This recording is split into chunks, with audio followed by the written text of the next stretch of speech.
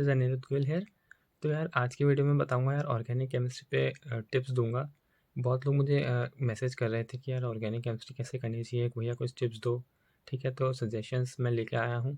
तो यार organic chemistry को मतलब बहुत लोग हाइप करते हैं, बट यार उसकी ज़रूरत नहीं है। तो यार इस वीडियो में बहुत लोगों की क्वेरी सॉल्व हो जाएगी। So do watch this.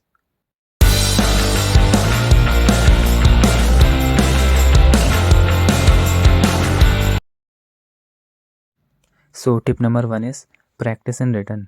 Many of times हम क्या करते हैं कि हम ऑर्गेनिक केमिस्ट्री को केवल नोट्स को देखते हैं, पर मतलब ज़रूरी है कि हम उसको लिखें, मतलब कॉपी पे लिखें जो भी है।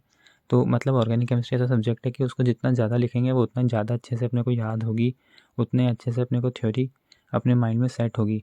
तो इट इज़ वेरी इंपॉर्टेंट कि हम उनको नोट्स बनाएं, उनको अच्छे से लिखें, ऑर्गेनिक केमिस्ट्री के मैकेनिज़म्स को, और जो भी अपने को थ्योरी में कंटेंट रहता है उसको लिखना बहुत ज़्यादा ज़रूरी है।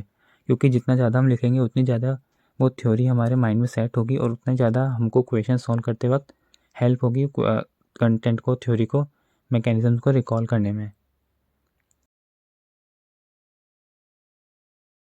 सो tip number 2 is theory is definitely very very important in organic chemistry even over questions.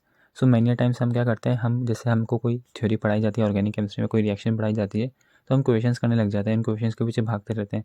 But it is very important कि यार सबसे पहले हमको थ्योरी आना बहुत ज़रूरी है। मतलब इतने खूब सारी थ्योरी पढ़ने के बाद ही कुछ क्वेश्चंस बनते हैं। मतलब ऐसा नहीं है कि 2 रिएक्शन पढ़ने से कोई क्वेश्चन सॉल्व होगा। ऑर्गेनिक केमिस्ट्री के क्वेश्चंस इतने ज़्यादा मिक्स रहते हैं कि उसमें 4-5 रिएक्शंस, 5-6 रिएक्शंस मिक्स होती है और फिर वो किसी पर्टिकुलर क्वेश्चंस में अप्लाई होती है। तो ये ज़रूरी है कि यार थ्योरी बहुत ज़्यादा आनी चाहिए, कि केवल मतलब थ्योरी को बहुत अच्छे से स्ट्रॉन्ग करने के बाद ही हमें क्वेश्चंस अटेम्प्ट करने चाहिए। और इस ऐसा हो सकता है कि स्टार्टिंग में क्वेश्चंस अटेम्प्ट हो ही ना, मतलब बनेंगे ही नहीं क्वेश्चंस, क्योंकि थ्योरी आती ही नहीं अच्छे से। तो क्वेश्चंस नोट्स बहुत अच्छे से रिवाइज होने चाहिए, तभी क्वेश्चंस बनेंगे।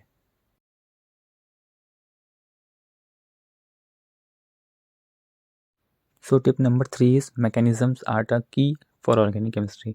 मतलब कोई भी रिएक्शन है उसकी मैकेनिज़्म इतनी अच्छे से आनी चाहिए कि क्वेश्चन पढ़ते ही पूरे क्वेश्चन पता चल गया कि ये वो रिएक्शन है पर्टिकुलर, तो पूरी मैकेनिज़्म दिमाग में फ्लैश होनी चाहिए। मतलब literally it is very important, है ना? क्योंकि मतलब कुछ रिएक्शंस होती हैं, जैसे कुछ पर्किन रिएक्शन है सपोज़, उसकी मैकेनिज़्म है वो थोड़ी सिलेबस में नहीं है, तो वो थोड़ा आप मतलब याद रख सकते हैं। बट मतलब मोस्ट ऑफ द रिएक्शंस के मैकेनिज़म्स आपके सिलेबस में ही रहते हैं, जे एडवांस में, जे मेन में। तो वो मैकेनिज़म्स बिल्कुल फ्लैश करनी चाहिए दिमाग में, मतलब उतनी अच्छे से देखी भी होनी चाहिए उसका एक-एक स्टेप। तो मतलब क्वेश्चन ईज़िली बन जाते हैं, कोई दिक्कत नहीं आएगी फिर, मतलब अगर अच्छे से मैकेनिज़म्स आती है तो। सो tip number 4 is not neglecting small topics like biomolecules, chemistry in everyday life and polymers etcetera. ठीक है, ये टॉपिक्स ऐसे हैं जो कि लेस इनपुट है एंड मोर आउटपुट है। ठीक है ना, कम डिमांडिंग है टॉपिक्स, बट डेफिनेटली इनसे क्वेश्चन आता है जेईई मेन में भी और जेईई एडवांस में भी। जेईई 2021 में भी बायोमोलिक्यूल्स के क्वेश्चन आए थे, और वो मतलब इतने डिमांडिंग नहीं थे, वो इजीली हो सकते थे। ठीक है, और ये इंपॉर्टेंट है। और इसके बाद ये होता है कि मतलब जैसे बायोमोलिक्यूल्स में प्रोटीन जैसा सेक्शन है, तो वो किसी को टफ लग सकता है, तो वो छोड़ सकते हैं, उसमें कोई इशू नहीं है। पर जैसे बेसिक्स आनी चाहिए, जैसे गैलेक्टोज, लैक्टोज, ये सब क्या होता है। ठीक है, तो इन टॉपिक्स को कवर करने से डेफिनेटली बेनिफिट होगा एग्जाम में।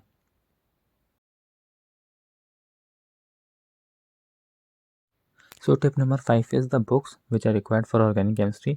सो सबसे पहले जो बेसिक बुक है वो तो एनसीईआरटी है ही आपकी, ठीक है ना, ऑर्गेनिक में। तो जो दूसरी बुक रहेगी वो यार मतलब मैंने क्लेडन फॉलो की थी। मतलब हमको कोचिंग में जो मटेरियल था वो क्लेडन से कराया जाता था, तो उसमें मतलब क्लेडन बहुत बढ़िया बुक है, तो मैंने बताया है पहले वीडियो में भी, तो वो कर सकते हैं। पर मतलब अगर कोई इंडिपेंडेंट स्टूडेंट क्लेडन पढ़ता है तो शायद उसको थोड़ी डिफ़िकल्टी आ सकती है। तो अगर आपके पास कोचिंग है कोई, तो उसका मटेरियल सफिशिएंट होगा। वैसे एनसीईआरटी जेईई मेन के लिए तो सफिशिएंट है, पर एडवांस के लिए थोड़ी डिफ़िकल्टी हो सकती है। ठीक है, और यहाँ पर कहीं ना कहीं लोग गलती ये करते हैं कि वो लोग एनसीईआरटी को नेगलेक्ट ही कर देते हैं बिल्कुल। मतलब वो लोग सोचते हैं कि हमने तो कोचिंग के मटेरियल कर लिया, क्लेडन कैसी अच्छी बुक कर ली, तो अब एनसीईआरटी कुछ नहीं है, एनसीईआरटी कचरा है। तो ऐसी गलती मतलब मैंने करी है, ठीक है ना, एडवांस में मेरे को इसका नुकसान भी हुआ है। अभी केमिस्ट्री का जो पेपर था उसमें कुछ क्वेश्चन थे जो ऐसा था जो डायरेक्टली एनसीईआरटी जैसे ही थे, तो मैंने कवर नहीं किए हुए थे, तो उनका मुझे नुकसान हुआ।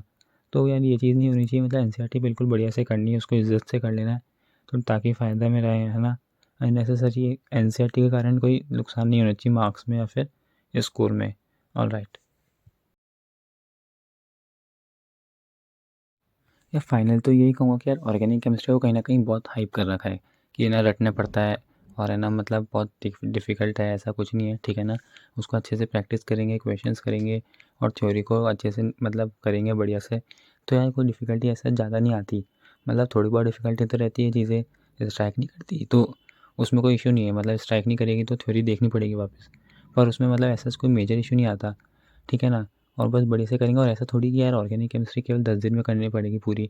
इतना बड़ा सिलेबस है ऑर्गेनिक केमिस्ट्री का, तो उसके लिए टाइम भी उतना ही मिलता है और सफिशिएंट टाइम मिलता है, मोर देन इनफ टाइम मिलता है एग्ज़ाम तक। तो बहुत बढ़िया से बार-बार प्रैक्टिस होगी इनफ, तो अच्छे से ऑर्गेनिक केमिस्ट्री कवर हो जाती है, इसमें कोई इश्यू नहीं आता है एज़ सच, ठीक है ना? तो लोगों ने हाइप कर रखा है, तो वो सब ज़्यादा ध्यान देने का मतलब नहीं है, बस प्रैक्टिस करेंगे ना तो डेफ़िनेटली अच्छी ऑर्गेनिक केमिस्ट्री तैयार हो जाएगी।